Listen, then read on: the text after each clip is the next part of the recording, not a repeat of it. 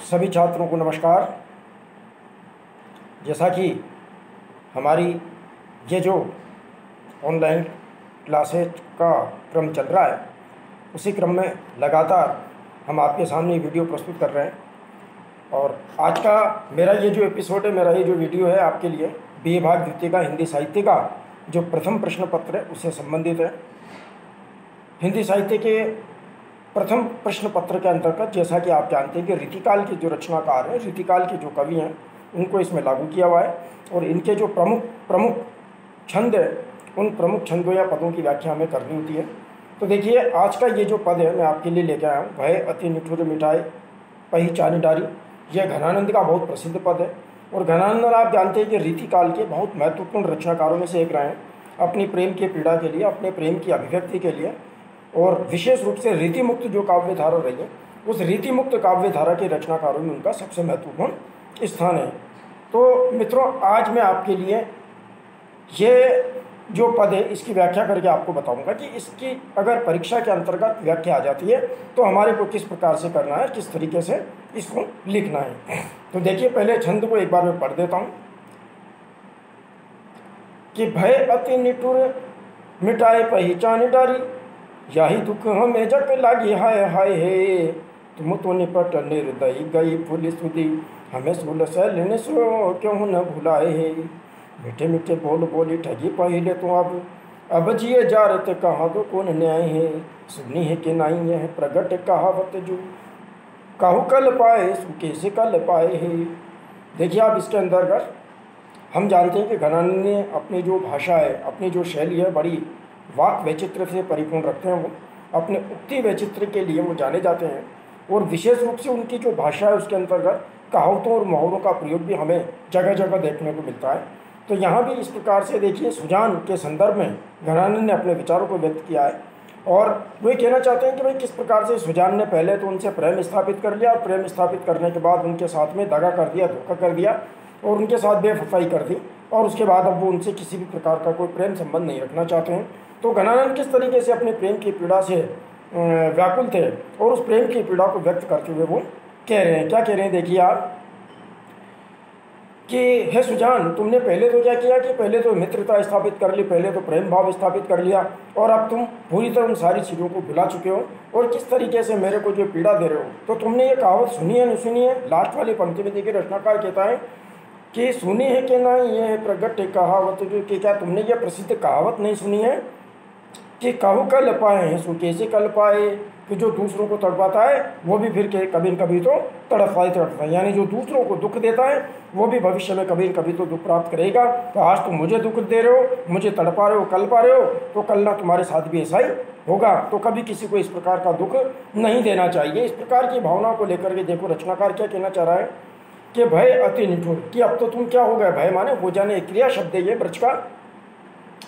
तो भय अति निठुर, कि तुम तो इतने निष्ठुर हो गए, इतने निठुर हो गए कि मिटाए पहिचान डारी, कि तुमने तो अपनी जान पहचान को भी मिटा दिया, जैसे तो कोई तुम मुझे जानते ही नहीं हो। अपना जो परिचय था, जो प्रेम संबंध, उन सबको तुमने पूरी तरह समाप्त कर दिया है। तो भय अति निठुर मिटाए पहिचान डारी, कि तुमने तो अपनी पहचान को भी मिटा डाला, पूरी तरह समाप्त कर दिया, पूरी तरह निष्ठुर हो गए।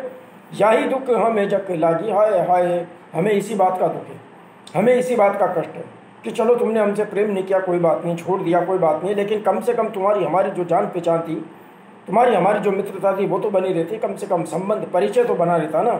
लेकिन हे घनानंद कवि कहते हैं कि सुजान, तुमने तो अपनी वो जो पहचान थी, उस जान पहचान को भी तुमने मिटा दिया। इसी बात का दुख, इसी बात का कष्ट हमें लगातार लगा रहता है, और यही हाय हमें खाती जा रही है, यही बेचैनी मेरे को दुखी की जाती है।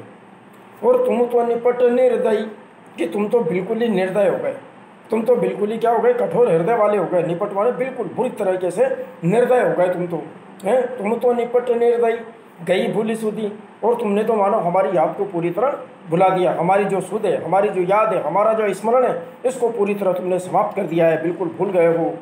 हमें शूल शैल ने सो क्यों न भुलाए हैं, और हमारे को तुमने क्या किया, शूलों की सैया के ऊपर, कांटों के सैया के ऊपर सुला दिया। यानी हम तुम्हारी यादों की जो कांटों का बिस्तर है, उस यादों के कांटों के बिस्तर के ऊपर ही हम सोते रहते हैं, और हम कैसे तुम्हें बुलाएं। हे कृष्ण, हे सुजान, हम तो सदैव तुम्हें याद करते रहते हैं, और तुम इतने निष्ठुर हो गए कि तुमने हमारे को पूरी तरह भुला दिया है। मीठे मीठे बोल बोली ठगी पहिले तो अब, कि पहले तो तुमने क्या किया, हमारे से मीठे मीठे बोल बोले, हमसे प्रेम की वाणी बोली, बड़ी मीठी मीठी बातें करी और अपनी अपनी मीठी बातों के जाल में फंसा करके हमें पूरी तरह ठग लिया, अपने प्रेम के जाल में फंसा लिया उस समय तो। और अब जिए जा रहे थे कहाँ दूधू इन्हें आए हैं, अब तुम हमारा जी जला रहे हो, अब तुमने हमने को पूरी तरह भुला ही दिया, तुम हमारे को याद भी नहीं करते, न दर्शन देते, न प्रेम प्रदान करते, न अपना आशीर्वाद प्रदान करते, कुछ भी नहीं करते, और हमारे जी को विवेक के कारण तुम जला रहे हो। तो अब बताओ ये कौन सी न्याय की बात है, यह क्या न्याय है, क्या मतलब। तो सुनी है कि नहीं है प्रगट कहावत, जो तुमने अपनी ये दुनिया की जो प्रसिद्ध कहावत है ये सुनी है या नहीं सुनी है। काहू कल पाए है सो कैसे कल पाए है, कि जो दूसरों को तड़पाता है, जो दूसरों को दुख दर्द देता है, वो स्वयं कैसे कल प्राप्त कर सकता है। कल माने चैन, आराम, यानी जो दूसरों को कल पाएगा, कल पाए पहले कल पाए का मतलब है तड़पाना, दुख देना। तो काहू कल पाए, जो दूसरों को तड़पाएगा, बेचैन करेगा, व्याकुल करेगा, सो कैसे कल पाए है, वो कैसे चैन पाएगा। अर्थात अगर तुम मेरी आत्मा को, मेरे जीवन को दुखी करोगे तो तुम्हें भी किसी भी प्रकार से सुख की प्राप्ति नहीं हो सकती। तो किस प्रकार से घनानंद ने इस पद के अंतर्गत सुजान के प्रति अपनी जो विरह वेदना है, सुजान के प्रति अपना जो प्रेम भाव है उसको व्यक्त किया है। और वो कहना चाहते हैं कि जो सच्चा प्रेमी होता है वो किसी भी स्थिति में अपने प्रेमी की याद को, उसके स्मरण को भुला नहीं सकता है, किंतु जो निष्ठुर प्रेमी होता है वही ऐसा कर पाते हैं। तो देखिए यहाँ सुजान के प्रेम के साथ साथ घरानंद ने भगवान श्री कृष्ण के प्रति भी अपनी भक्ति का प्रतिपादन किया है। और वो ये कहना चाहते हैं कि हे प्रभु, हे श्री कृष्ण, आप थोड़ा सा हमारे ऊपर ध्यान दे दीजिए और अपनी शरण में लेकर के अपने मोक्ष मेरे को जो है प्रदान कर दीजिए। क्यों? क्योंकि आप ही हमारे को क्या कर सकते हो, जीवन में चैन, आराम, विश्राम प्रदान कर सकते हो। तो मित्रों, ये जो घनानंद का पद है इस दृष्टि से बहुत महत्वपूर्ण है और परीक्षा की दृष्टि से हमें इसको स्मरण रखना है। धन्यवाद, जय हिंद। अगले एपिसोड में पुनः हम घनानंद का कोई एक नया पद आपके लिए लेकर आएंगे और उसकी व्याख्या के बारे में हम चर्चा करेंगे। धन्यवाद।